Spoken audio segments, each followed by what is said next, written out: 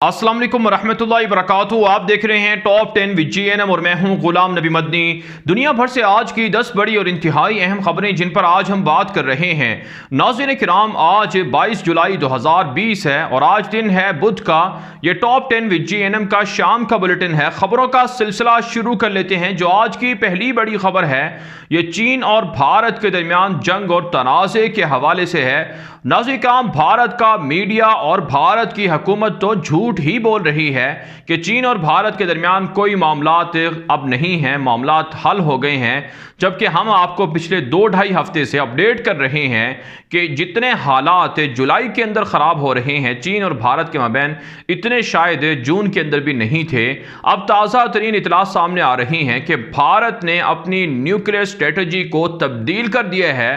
भारत के खुफिया इदारों की एक ताज़ा रिपोर्ट शाया हुई है जिसे भारत के मशहूर मीडिया नेटवर्क इंडिया टुडे ने भी शेयर किया है।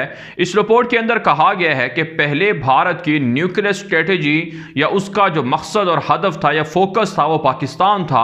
अब चाइना की तरफ भारत की न्यूक्लियर स्ट्रेटजी को मुतवज्जे कर दिया गया है और चाइना के खिलाफ आने वाले 5 से 10 सालों में भारत बड़े पैमाने पर बड़े बड़े मंसूबे पूरे करेगा और भारत की न्यूक्लियर तवानाई का हदफ और मकसद चाइना होगा ताकि चाइना के खतरे से निमटा जा सके और लड़ा जा सके। नाज़रीन काम, इसका वाज़ेह मतलब तो ये हुआ कि पहले भारत खुद इकरार कर रहा है कि पाकिस्तान पर तवज्जो थी, फोकस पाकिस्तान था, हदफ पाकिस्तान था।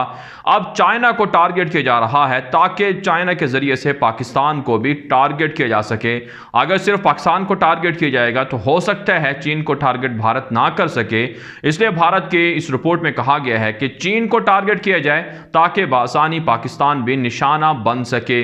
इससे आप वाज़ेह तौर पर समझ सकते हैं कि चीन और भारत के दरमियान जंग ख़त्म नहीं हुई, मामलात सुलझे नहीं बल्कि और ज़्यादा ख़राब हो रहे हैं। अगरचे भारत भड़के मार रहा है, धमकियाँ दे रहा है कि चीन के ख़िलाफ़ वो बहुत ज़्यादा पावरफुल है, पाकिस्तान के ख़िलाफ़ पावरफुल है, उनके पास सलाहियत बहुत ज़्यादा है, लेकिन दरअसल हकीकत में ऐसा कुछ भी नहीं है और अमली तौर पर पाकिस्तान ने दुनिया को कर दिखाया है गुज़श्ता साल भारत के 2 जंगी जहाज़ों को मार गिरा कर। आगे बढ़ते हैं जी काम। जो आज की दूसरी बड़ी खबर है ये भी चीन और भारत के दरमियान तनाज़े के हवाले से है।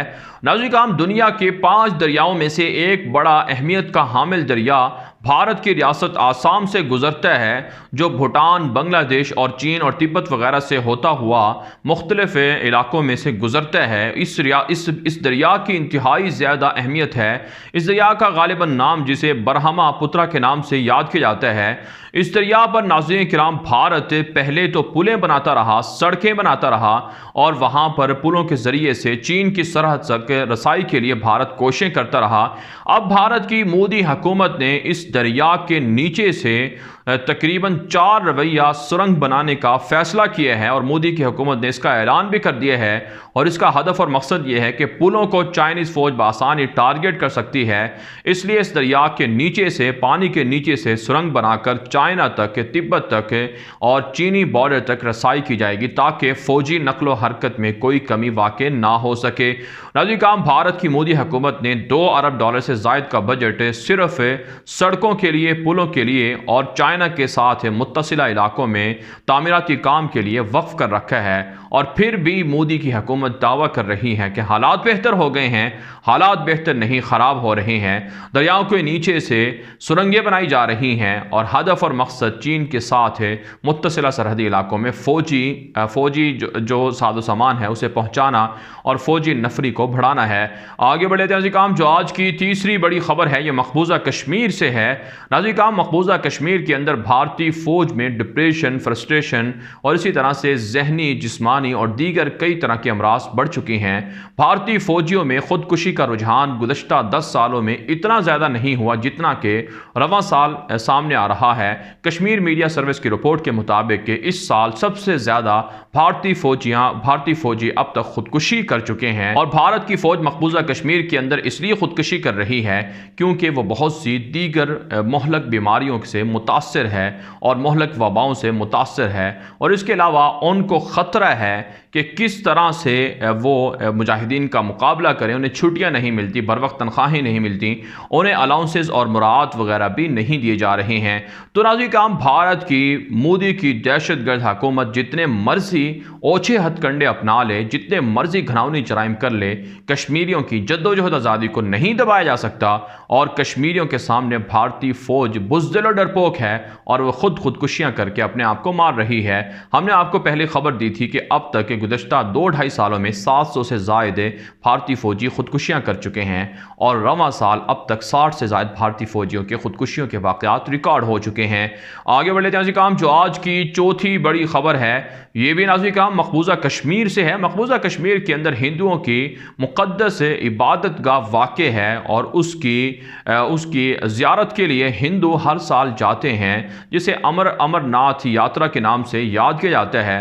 ناظرین کرام، ہندوؤں کا عقیدہ ہے کہ یہاں پر جا کر ہر سال جس طرح سے عقیدت کے لیے ہندو جمع ہوتے ہیں، 3 لاکھ سے زائد ہندو دور دراز اور دشوار گزار پہاڑیوں کا راستہ طے کر کے امر ناتھ یاترا کے لیے جاتے ہیں. غار ہے یہاں پر جس کی یاترا کے لیے یا زیارت کے لیے یا وہاں پر اپنی مذہبی عقیدت کو پورا کرنے کے لیے لوگ جاتے ہیں.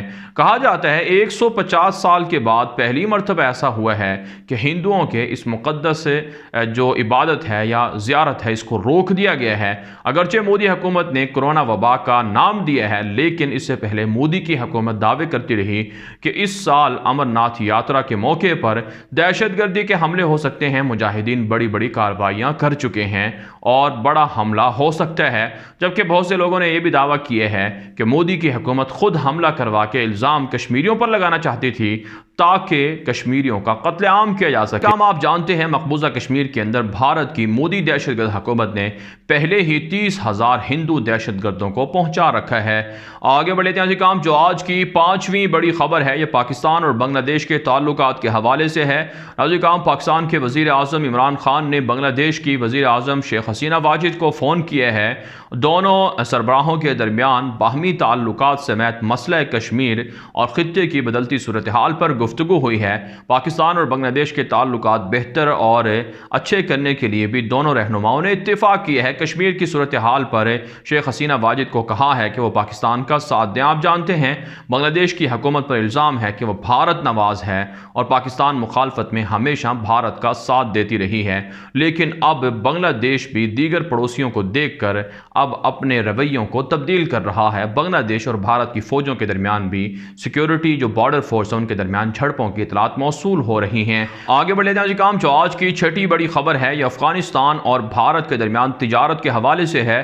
ناظرین کرام، کابل حکومت نے دعویٰ کیا ہے، ایک تازہ رپورٹ جاری کی ہے جس میں کہا گیا ہے کہ سال 2019 کا سال افغانستان اور بھارت کے درمیان تجارت کا انتہائی اہمیت اور ریکارڈ تجارت کا حامل سال رہا ہے، جس میں $460 ملین سے زائد کی چیزیں افغانستان سے بھارت پہنچائی گئی ہیں. اور اسی طرح سے اس سال 2019 کے اندر افغانستان سے پاکستان صرف $290 ملین کی چیزیں بھیجی گئی ہیں. ناظرین کرام، اس سے پہلے افغانستان کی منڈیوں پر پاکستان کی اجارہ داری تھی اور پاکستان اور افغانستان کے درمیان تجارتی تعلقات اس قدر عروج پر تھے کہ پاکستان سے ہر چیز افغانستان پہنچتی تھی اور افغانستان کی وہ چیزیں جو پاکستان میں نہیں دستیاب ہوتی تھیں وہ پاکستان آتی تھیں. لیکن اب ناظرین کرام، بھارت اور ایران افغان منڈیوں پر قبضہ جما چکا ہے. اس لیے ضروری ہے کہ پاکستان ان معاملات کو دیکھے اور واگا بارڈر کے ذریعے سے جو ٹرانزٹ تجارت کا موقع دیا ہے اس پر نظر ثانی کی جائے تاکہ پاکستان افغانستان میں اپنی پالیسی کو جاری رکھ سکے اور پاکستان کے لیے اسٹریٹجک اہمیت کا حامل افغانستان میں بھارت کا کوئی کردار نہ ہو اور نہ بھارت کو زمینی ایکسس ملے تاکہ وہ پاکستان پر را کے دہشت گردوں سے کوئی حملہ نہ کر سکے. افواج پاکستان اس کے لیے پاک افغان بارڈر پر فینسنگ کا کام بھی کر رہے ہیں. دہشت گردوں کے خلاف گمنام ہیروز کا آپریشن بھی جاری ہے، لیکن ضروری ہے کہ حکومت بھی یہ فیصلے کرے اور بھارت کے تجارت کے جو پر ہیں اسے کاٹے جائیں. جو آج کی 6ٹھی بڑی خبر ہے یہ افغانستان کے اندر کابل انتظامیہ اور طالبان کے درمیان جھڑپوں کے حوالے سے ہے. ناظرین کرام، آج بھی دن بھر طالبان اور کابل حکومت کے درمیان جھڑپوں کا سلسلہ جاری رہا۔ صبح ہلمند کے اندر، قندھار کے اندر، قندوز کے اندر، صبح غور، زابل، بغلان اور دیگر بڑے بڑے صوبوں کے اندر طالبان کی مختلف کارروائیوں کے دوران کابل انتظامیہ کے کم از کم 26 کے قریب اہلکار مارے جا چکے ہیں اور درجنوں زخمی ہوئے ہیں۔ طالبان کے سامنے آج دن بھر جن اہلکاروں نے سرنڈر کیے ہیں ان کی تعداد تقریباً 14 کے قریب بتائی جا رہی ہے۔ طالبان کا دعویٰ ہے کہ آج کے بڑی بڑی کارروائیوں کے اندر پولیس چیف سمیت دیگر اعلیٰ سطح کے عہدیدار کابل انتظامیہ کے مار ڈالے گئے ہیں، جبکہ طالبان کے بھی 25 سے زائد اہلکاروں کو کابل انتظامیہ نے مار ڈالنے کا دعویٰ کیا ہے۔ اس پر طالبان ترجمان ذبیح اللہ مجاہد نے اپنے ٹویٹر اکاؤنٹ پر لکھا ہے کہ ایسا کچھ بھی نہیں ہوا اور مجاہدین کی شہادتوں کی اطلاعات غلط ہیں۔ دوسری جانب ناظرین کرام، طالبان نے ایک مرتبہ پھر کابل انتظامیہ پر زور دیا ہے کہ انٹر افغان مذاکرات میں تاخیر کی ذمہ دار کابل حکومت ہے، فوری معاملات کو شروع کیا جائے تاکہ یہ حملے بند ہوں اور افغان عوام کو سکھ کا سانس مل سکے۔ آگے بڑھ لیتے ہیں کام، جو آج کی 8ویں بڑی خبر ہے یہ اسرائیل، عراق، لبنان سے ہے۔ ناظرین کام، اسرائیل کے اندر وزیر اعظم نیتن یاہو کی دستبرداری یا استعفے کے خلاف مظاہرے جاری ہیں اور استعفیٰ دینے کا مطالبہ کیا جا رہا ہے نیتن یاہو سے۔ پارلیمنٹ کا راستہ آج مظاہرین نے روک لیا کہ نیتن یاہو کرائم منسٹر ہیں، ان کو ہٹایا جائے۔ اسرائیل کی بربادی شروع ہو چکی ہے، لوگ سڑکوں پر ہیں اور سیاسی حالات اس قدر ابتر ہو چکے ہیں کہ نیتن یاہو اب اپنی حکومت بھی نہیں چلا سکتے ہیں۔ دوسری جانب کام اطلاعات سامنے آ رہی ہیں کہ عراق کے وزیر اعظم مصطفیٰ کاظمی تاحال دورے پر ہیں ایران کے، اور اس دوران انہوں نے اتفاق کیا ہے کہ ایران کے لیے عراق سے کبھی بھی کوئی حملہ نہیں ہونے دیا جائے گا اور عراق یقین دلاتا ہے کہ ایران کے لیے عراق کی زمین پرامن رہے گی، وہاں دہشت گردی کا کوئی حملہ ایرانیوں پر نہیں کرنے دیا جائے گا۔ دوسری جانب اطلاعات سامنے آ رہی ہیں کہ عراق کے اندر حالات ابتر ہو چکے ہیں، معاشی حالات اور لوگ بجلی نہ ہونے اور معاشی بحران کی وجہ سے، بے روزگاری، غربت کی وجہ سے سڑکوں پر نکلے ہیں۔ ہزاروں لوگوں نے آج عراق کی شاہراہیں بند کر کے مظاہرہ کیا ہے کہ انہیں مناسب جو روزگار کے مواقع ہیں وہ دیے جائیں، بجلی کے معاملات کو حل کیا جائے اور ساتھ ساتھ امن و امان کی صورتحال کو بھی بہتر کیا جائے۔ ناظرین کرام، لبنان کے اندر بھی حالات کشیدہ ہیں اور لوگ سڑکوں پر ہیں، حکومت مخالف مظاہرے کر رہے ہیں۔ وہاں پر جبری فوج کے اندر بھرتی کرنے کا جو قانون ہے اس کے خلاف بھی مظاہرے جاری ہیں۔ آگے بڑھ لیتے ہیں کام، جو آج کی 9ویں بڑی خبر ہے یہ سعودی عرب سے ہے۔ سعودی عرب سے اطلاعات موصول ہو رہی ہیں کہ میڈیکل سے وابستہ 30% کے قریب ورکروں کو، غیر ملکیوں کو سعودی عرب کی نیشنلٹی دینے کا اعلان کر دیا گیا ہے۔ باقاعدہ اس کا آغاز ہو چکا ہے اور جو مختلف ملکوں سے آئے ہوئے ہیلتھ ورکرز ہیں یا میڈیکل کے شعبے سے وابستہ غیر ملکی ہیں ان کو سعودی عرب کی نیشنلٹی دی جا رہی ہے۔ اس سے پہلے سعودی ولی عہد نے اعلان کیا تھا کہ سعودی عرب کے اندر جو اعلیٰ پیشے کے حامل لوگ ہیں ان کو سعودی عرب کی شہریت دی جائے گی اور بہت سی انویسٹمنٹ کرنے پر بھی لوگوں کو شہریت دینے کا اعلان کیا گیا تھا۔ دوسری جانب سعودی بادشاہ شاہ سلمان تاحال علیل ہیں اور ہسپتال سے انہوں نے سعودی کابینہ کے اجلاس کی صدارت کی ہے اور کہا ہے کہ سعودی عرب آنے والے دنوں میں خطے کی بدلتی صورتحال پر نظر رکھے ہوئے ہے اور لیبیا کے جنگی بحران کے حوالے سے مصر کی سعودی عرب کی جانب سے حمایت بھی کی جا رہی ہے۔ آگے بڑھ لیتے ہیں کام، جو آج کی 10ویں بڑی خبر ہے یہ چین اور امریکہ کے تعلقات کے حوالے سے ہے۔ ناظرین کام، امریکہ اور چائنا کے تعلقات کشیدہ ہو چکے ہیں، یہاں تک کہ ٹیکساس کے اندر ہیوسٹن میں واقع چینی قونصل خانے کو 3 دن کے اندر بند کر کے وہاں سے مشن کو فوری طور پر امریکہ چھوڑنے کا حکم دے دیا گیا ہے۔ چین نے اس پر شدید رد عمل ظاہر کیا ہے اور کہا ہے کہ ووہان کے اندر واقع امریکی قونصل خانے کو رد عمل کے طور پر بند کر دیا جائے گا، جبکہ ناظرین کرام امریکی وزیر دفاع مارک ایسپر نے کہا ہے کہ چین کے خلاف امریکہ فوجی تیاریاں کر رہا ہے، کسی بھی ممکنہ حملے کی تیاری کے لیے امریکہ بھرپور تیار ہے، جبکہ چائنا نے امریکہ پر الزام لگایا ہے کہ وہ اندرونی معاملات میں مداخلت سے باز رہے ورنہ اس کا بھاری نقصان امریکہ کو اٹھانا پڑے گا۔ دنیا کے اندر چائنا کے خلاف ایک عالمگیر اتحاد کے لیے امریکہ کوشاں ہے جسے ورلڈ وار 3 کے نام سے دنیا یاد کر رہی ہے اور اس سے دنیا کے امن کو یقیناً بڑے خطرات لاحق ہو چکے ہیں۔ بہرحال ناظرین کرام، دنیا بھر سے آج کی 10 بڑی خبریں، ان خبروں کے حوالے سے آپ کی کیا رائے ہے؟ اپنی رائے کامنٹ کے ذریعے سے ضرور ہم تک پہنچائیں۔ آج کے لیے اتنا ہی، اجازت دیجیے، اللہ حافظ۔